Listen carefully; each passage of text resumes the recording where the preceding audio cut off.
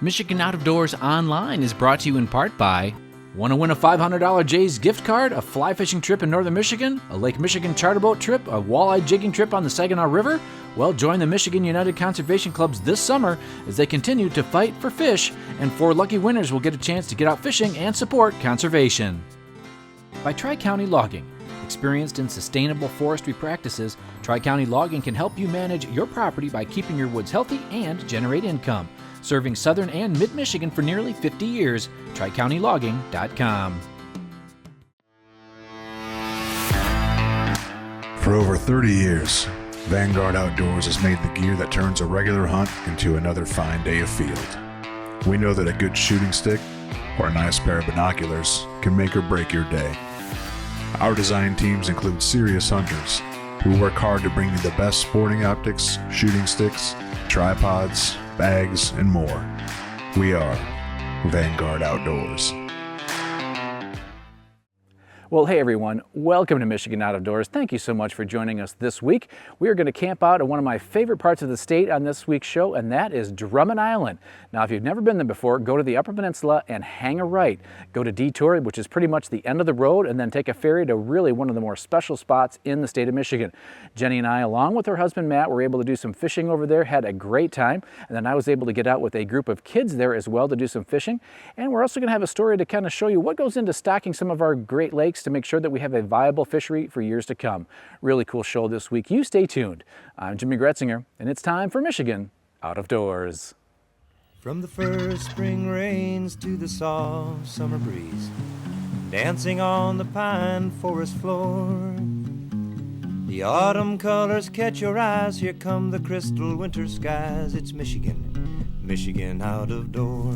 What a beautiful day in the woods. Someday our children all will see this is their finest legacy, the wonder and the love of Michigan. As the wind comes whispering through the trees, the sweet smell of nature's in the air. From the Great Lakes to the quiet stream, shining like a sportsman's dream, it's a love of Michigan we all share. Michigan Out of Doors is presented by Country Smokehouse, a sportsman's meat processor and Michigan destination since 1988. Offers a variety of homemade smoked meats and Michigan-made products in-store and online. The Country Smokehouse features an outdoor barbecue and bar. Details at countrysmokehouse.com. By G5 Outdoors, makers of the Quest and Prime bows, manufactured and designed in Memphis, Michigan. G5 offers a line of archery bows, broadheads, and accessories on the web at g5outdoors.com.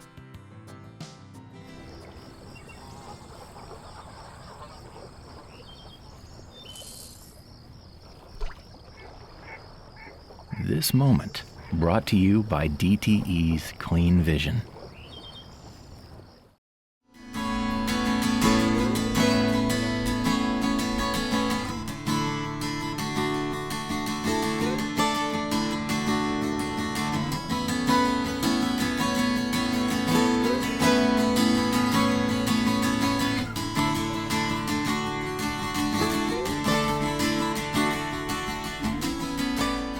Okay, well, we are here at Drummond Island, and I'm kind of piggybacking on this trip. Jenny and Matt, who's behind the camera, we're coming up here to do what this weekend? We are fishing for primarily Atlantic salmon. We'll probably get some lake trout in the mix too, but we're going with Captain Dan Cruchon from Stormy Chinook Charters. He brings his boat up here just for a few weeks every summer, or spring, whatever we're in right now. And he does really well. He's been catching some Atlantics. Well, when they said they were coming up here, I always just jump at any chance I can get to go to any of our islands. So love island hopping here in Michigan. And Drummond Island, if you have not been up here either ever or in a long time, it's an awesome spot to be. The weather looks good, and even if the fishing's mediocre, to be doing it on Drummond Island is awesome. So we're looking forward to it. And so you're on the hook. You said there was going to be tons of fish. So if it doesn't happen, it's her fault. Driving off the ferry makes you feel like you have stepped back in time. I love this island, and just a few short miles from the boat, we were ready to start our adventure. We are here on Drummond Island now at the Fort Drummond Marina, and we are with the proprietor, Blaine, and he's taking us out to his private island with a home on it. We're going to kind of check that out and just kind of get a little tour here. Man, the eagles, the loons, everybody's out tonight. This is gorgeous out here. pretty sweet place, isn't it? Pretty amazing, yeah.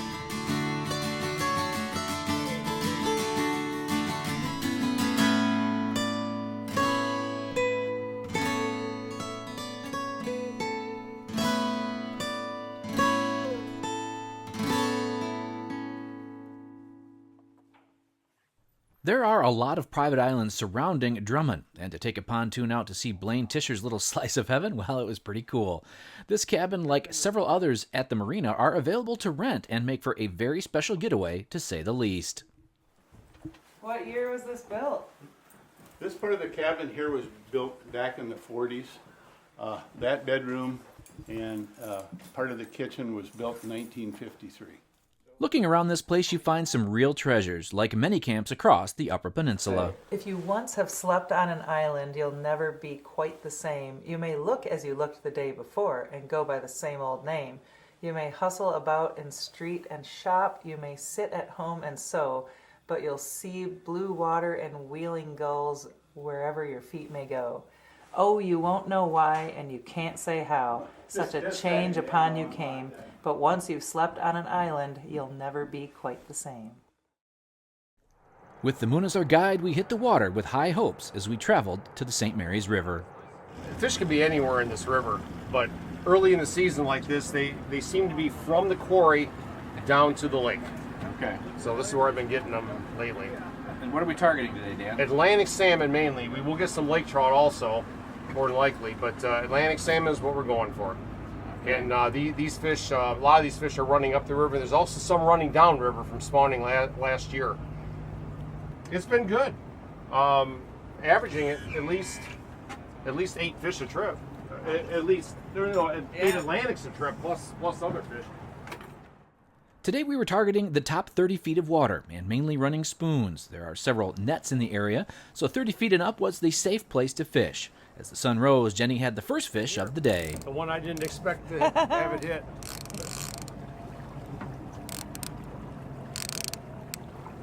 My goodness.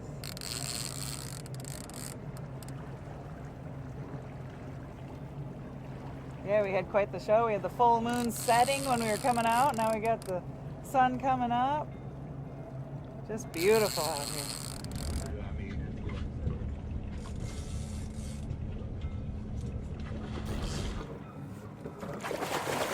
Got lamprey on her. All right, walk back, walk back, walk back. Nice fish. Chunky. Good. Yeah, that's a good fish. Beautiful. Let's. I'm gonna flip them real quick. Yep. Now what kind of lamprey is that? What a beautiful morning, and as we continued to fish, I asked Dan how he ever came to Drummond Island. I came up with the Catholic Youth Organization when I was a kid, and just loved it. Learned a lot about the outdoors, and once I got my charterboat captain's license in 1985, I started chartering out of here. This was kind of a spot for Chinook salmon that not many people knew about, and there was more and more boat traffic through the 90s and into the early 2000s, and then when our salmon collapsed, I just kept fishing up here for lake trout mainly. And in the late 80s, I think it was 1987, is when Lake Superior State College started planting Atlantic salmon, and we started having a very good fishery in May and June for Atlantics. And in fact, the program was so successful that the state is now planting Atlantic salmon in Lexington, Oscoda, and Alpena as well, approximately 25,000 fish per port. So we finally found one of the elusive Atlantic salmon. They had been pretty steady in this area, but so far today they were a little hard to find, but we were getting a few. Nice job, young man. Thank you. That was a quick one off the rigger. Oh yeah, He hit it high. The and- long fights you guys haven't experienced yet. There are some of those coming, I hope. Oh, these things are beautiful. Yeah, those are pretty fish. Nice little Atlantic. Now, send your grandparents around. We had just enough action to keep us all on our toes, and Dan did a good job of keeping us on some fish. Not a big fish.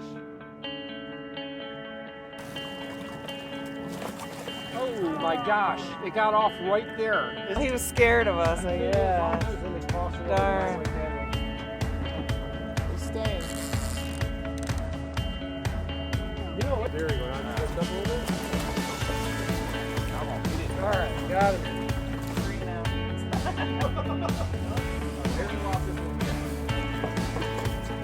All right. So we had about 6 fish in the morning with only a couple Atlantics. Our plan was to clean a few and head downtown for lunch. One of my favorite spots on the island is the Northwoods Bar. They do a catch and cook program here, so Dan delivered the fillets to the bar. They were really, really good. As we hit the water for the afternoon bite, Dan gave us a wrap-up of the day so far. Well, we didn't do that great. We only had, we caught 8 fish total. 3 Atlantics, a steelhead, and some lake trout. Unfortunately, it was much slower than most days are out here, and I honestly don't know why that is. You can come up with a million reasons, but the full moon might have had something to do with it. We came back out in the afternoon, and it just didn't go like it normally does. So whether some of these fish moved upriver or whether there's a problem with the full moon or the barometric pressure, I honestly don't know, because it has been very good. Since I primarily use silver streaks, such as this color right here, which is UV coated, is really good for the afternoon, and that's a Magnum. Okay. And I ran a mix of both small spoons and Magnums, and we had bites on both of them today. This is the adipose fin right here. What's really important is if this fin is missing, you really should try to measure the fish and keep the head and report it to the DNR, because there is a micro tag in the fish's snout which records the life history of the fish. Really? And they need that back. So if it does not happen. Right. This is the fin they clip. Now this one right here. We learned a lot from Dan. He fishes all over the state, charters out of Grindstone City for part of the year, here on Drummond, and then he heads to Frankfort. If you get a chance to fish with him, I would highly recommend you do. A more knowledgeable fisherman is hard to find. We didn't set the world on fire, and Dan was hoping for some more Atlantics, but we had about 9 fish and 3 Atlantics at the end of the day. Some meat for the cooler, a great time with friends, and if you're looking for a fun adventure, head to Drummond Island. I have a feeling there is a rod just waiting for you here in Michigan's Out of Doors.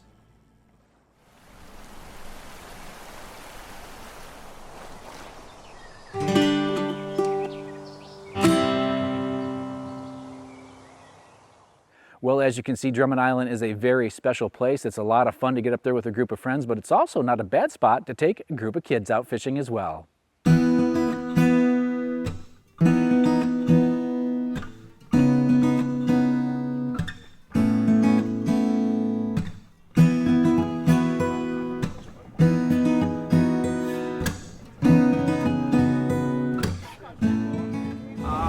In and around the island we catch smallmouth, walleye, perch, pike.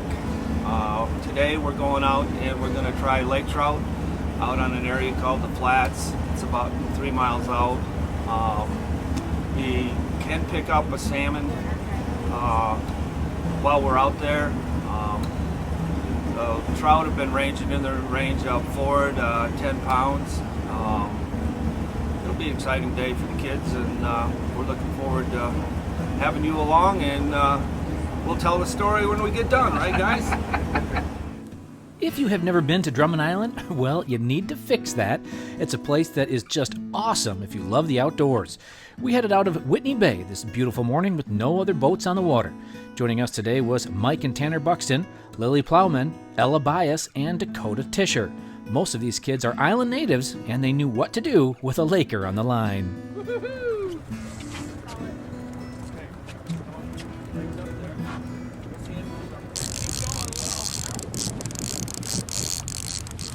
Feel like a good one? Yeah. Get the best deal. You got her, girl. Come on, Will, get it. Bring that big bad shovel in here. Come on, Will. You got it. Hey, hey! How about that, Will? Nice. What do you think? Huh? Nice job, young lady. It's like catching in a fishbowl, right? You ready? Here, get over here. You ain't done. Nice job. Good job, Will. Pretty fish. Very Good job. Well, I grew up here and loved fishing, and so I just wanted to incorporate that with other people to let them have the kind of enjoyment I found in fishing. And that's what I always intend to do. When I put people on a boat, fishing's fun, and that's what I want them to have when they enjoy being out here on Drummond Island. My clientele is basically families, father, son, grandpa, grandson, totally very few corporate people, but all families. And I watch young kids catch their biggest fish and grandpa just cheering them on, and so it's just a joy with just the families that come and go here on Drummond. Think, young man. Feel like a good one? Yeah.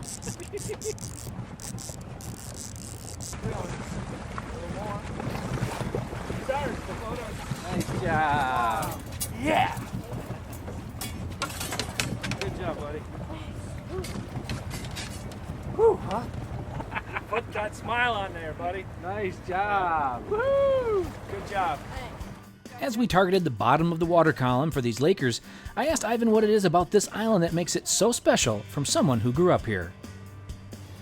I think it's just the quality of the people, the quality that Mother Nature presents itself, the quietness from geese to ducks to fish, all the tranquility, just all the different places that we have around here that you can just be at peace with yourself and enjoy life.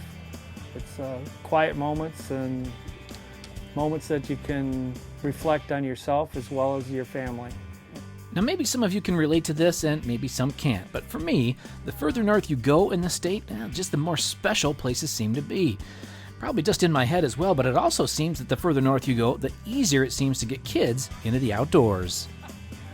Getting the kids out is the best reason to promote and continue this fishing industry, as well as the enjoyment, just the excitement on a kid when he catches a fish, the strength that you watch him try to bring the fish in, and just the great attitude that they have after they've reeled the fish in, just that they won. So all that just combines to make just life very special up here. I do have an affection for our islands here in Michigan for sure, and one thing I love about Drummond Island is that it's one of the more accessible islands.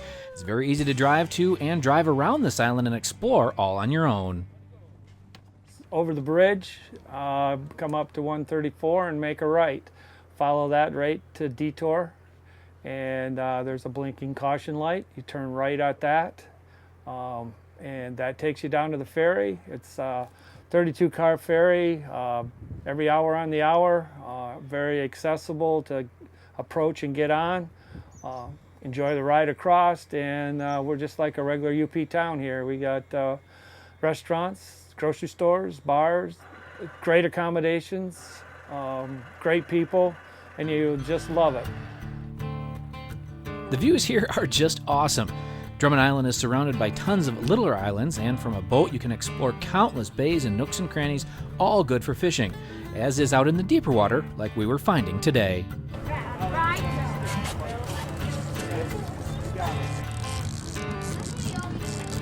What do you say, young fella? I got one. Big one. Is it a good one? Yep. It looks like a good one. All right, buddy. Oh, I see it. I get going. Keep going. Just go to one more drink. Yeah, we got it. Woohoo! Nice. Oh, look at that. Oh, yeah. Good job. Good job.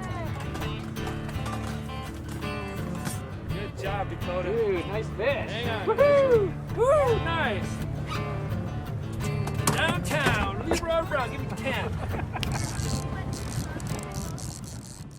Getting to spend a few days on the island like I did was very worth the trip.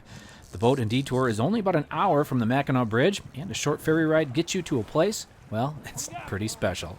About 26 miles wide and maybe 15 miles or so north to south, there is endless places to explore. Back on the water, we were wrapping up our day with a very nice box of Lakers. A few salmon are around here as well, but the mainstay up here in deep water anyways is the Lakers. Closer to shore, the smallmouth fishing is very good, lots of pike, and if you know what you're doing, a good walleye bite can be found as well. Back on shore, the marina was a little more lively than it was at 6 a.m., and some folks were renting pontoons to explore the area, which is a great way to see the island. And like most fishermen, the who caught the big one talk, well, it was alive and well. Well, so what'd you guys think? Did you have fun today? Yep. Yeah. Yeah? Uh-huh. Okay, who caught the biggest fish? Me. Lily. Over here, it's I caught it. I caught this one. This is the one that I caught. You think that's the biggest? Where's that other big one? The- Oh, yeah, right there. I don't know. It's pretty This close. one's the one that I fought. Well, the fillet knives were flying, and with so many fish, Captain Gable and I headed to town and the Northwoods Bar. Now, they are part of the Catch and Cook program here in Michigan, so we were able to take our fish right to the restaurant and had one of the best lake trout lunches, well, that you're ever going to find.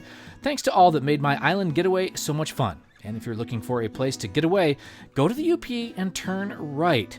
You may be surprised at what you find at the end of the road here in Michigan's Out of Doors.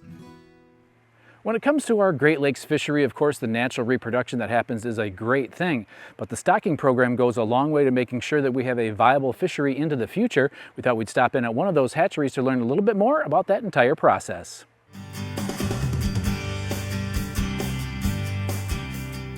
Here at the Platte River State Fish Hatchery, we raise Atlantic, coho, and Chinook salmon for stocking into public waters of the state. Our grounds are open dawn to dusk, and our buildings are open 8 o'clock to 4 o'clock daily, weekends and holidays included. And you can come on out and take a self-guided tour, or if you have a large group, call in advance to schedule for a large group tour as well. So we welcome the public to come out and check out our operation. We enjoy sharing what we do with everybody. Okay, so this is the weir, the upper weir on the Platte River. This structure here, it's basically like a dam, a removable dam, and it serves two purposes. It blocks the upstream migration of sea lamprey, and then it also blocks the migration of the coho salmon, which allows us to divert those fish into our holding ponds so that we can collect the eggs. You can see right now that the far two bays are open. So right now, the weir is technically out. The river's back to its natural state as far as level and flow. But here in another week or two, we're gonna be putting the weir back in to get ready for the coho salmon run. We release 800,000-ish into the Platte River, and we do that right through this same fish ladder. So we just run a pipeline from our tanks right out here to the river. All of these holding tanks here, in a couple months, once the coho salmon start their spawning run, this is where they're gonna be held. So there's gonna be thousands of adult cohos in these ponds. So next we're gonna head to our incubation room. That's where we take all of our fertilized salmon eggs and hold them until they hatch. I'll kind of show you what we do here. These things here are called heath trays, and the way this works is that we'll fill each tray with, we'll start off with around roughly 10,000 eggs in each tray, okay? We'll close it up, slide it in, and so this trough up here is filled with water. The water then trickles down through this pipe and through each tray. So there's a constant flow through all these trays, and this is where they'll sit until they hatch. All right, so we'll bring the fertilized eggs into here, and this is basically what a fertilized egg looks like. After a couple weeks, they'll start to develop eyes. They'll be called an eyed egg. That's what we have here. You can see the little black eyes. You can actually see their backbone as well. So a few weeks after the eyed egg stage, they'll actually hatch out, and this is called a sac fry. You can see they still have an egg sac attached to their body. At this point, they're getting all their nutrients from that yolk sac. Cool. And pretty soon, that yolk sac will absorb, and at which point they'll start to look like real fish. So once the fish hatch, we're gonna take them out of here and put them into tanks. So I'm gonna show you our Atlantic salmon next.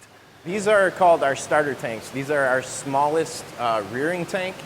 And right now they're our Atlantic salmon in these, but when the Chinook salmon hatch, this is where the Chinook salmon go as well. So we'll take a look in these tanks. We're actually in the process of getting ready to move these fish, these Atlantic salmon, into bigger tanks where they'll stay until they're stocked next spring. So they've kind of outgrown these, they need more space, so we're gonna work on that later today.